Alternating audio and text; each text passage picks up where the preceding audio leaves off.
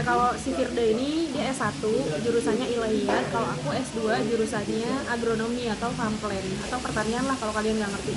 Atau kalau di Indonesia itu digabung jurusannya agroekoteknologi gitu. Nah, kita sama-sama kuliah di Turki pakai jalur beasiswa YTB atau Turkiye Bursary Scholarship dari pemerintah, dari Kementerian Luar Negeri Turki.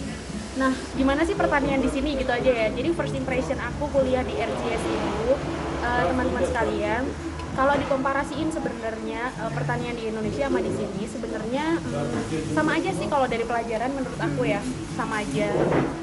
Cuma bedanya itu tadi, kalau kalian kuliah di sini mungkin jadi kayak bisa belajar bahasa Turki juga dan kalian juga harus menguasai bahasa Inggris juga, karena kalau nggak ngerti bahasa Turki kan ya kepepet harus belajar pakai bahasa Inggris atau harus ngerjain pakai bahasa Inggris gitu teman-teman.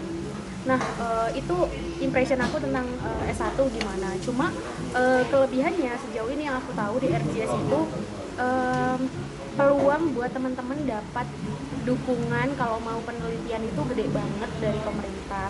Kayak pemerintah sering nggak sih bikin reklame atau iklan gitu guys, iklan nggak bayar maksudnya, tapi kayak bikin penawaran gitu, beasiswa buat dukungan karya ilmiah atau skripsi kalian atau tesis kalian, dan itu tinggal ngebuka di website atau bahkan biasanya ditaruh di banner gitu ya gitu. Nah, itu banyak banget peluang buat riset di sini gitu. Terus kalau first impression aku tentang kuliah di pertanian S2 di RGS terutama, itu menurut aku sih nggak kecewa sih sejauh ini. Kenapa? Waktu dulu aku S1-nya di UGM guys, terus jurusannya agronomi, masuknya budidaya pertanian, dan sometimes kita itu kadang-kadang praktikum kan kayak ada uji protein, terus kayak kultur jaringan gitu ya. Nah, kita mau kayak uji protein atau kultur jaringan itu nggak semua orang bisa punya akses masuk gitu, karena memang terbatas kan fasilitasnya. Nah, kalau di sini yang penting lu niat aja itu udah boleh gitu guys. Bahkan kalau mau uji protein kalian tinggal ke lab, ya udah gitu, bayar nggak segitu mahalnya juga, karena memang di sini fasilitasnya lebih mendukung. Jadi kalau ditanya kelebihannya kuliah di luar negeri, mungkin especially di Turki, khususnya di RGS gitu ya? Sangat difasilitasi, terutama teknologinya gitu. Jadi kalau kalian mau nge-lab, itu bahan-bahan udah ada di lab dan pakai aja gitu. Saya ini lagi persiapan tesis ya.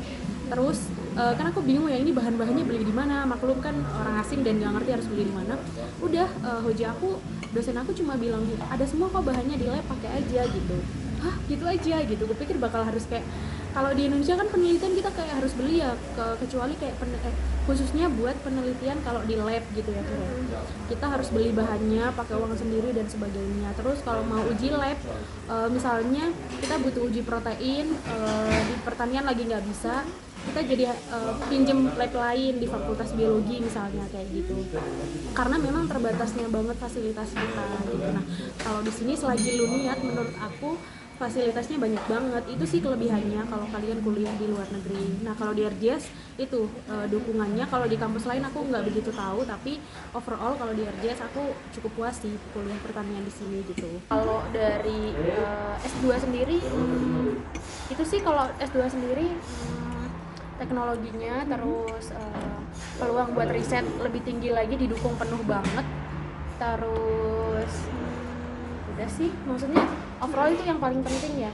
Kalau komparasi antara pertanian Indonesia dan pertanian di Turki sendiri, sebenarnya kenapa aku pribadi milih ngambil pertanian di Turki, karena memang aku pengen belajar pertanian untuk tanaman-tanaman yang subtropis gitu guys. Jadi emang pengen nyari tanaman-tanaman yang subtropis, jadi pengen mendalami tentang tanaman subtropis gitu, makanya aku ke Turki gitu.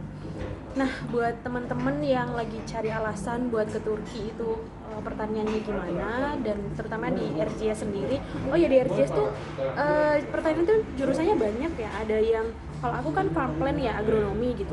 Ada juga jurusannya perlindungan tanaman, Wiki Koruma. Ada juga yang jurusannya apa sih, peternakan. Nah, itu peternakan maju banget sih peternakannya juga gitu. Terus ada juga tanaman bahce itu apa? Kebun. Oh iya, taman.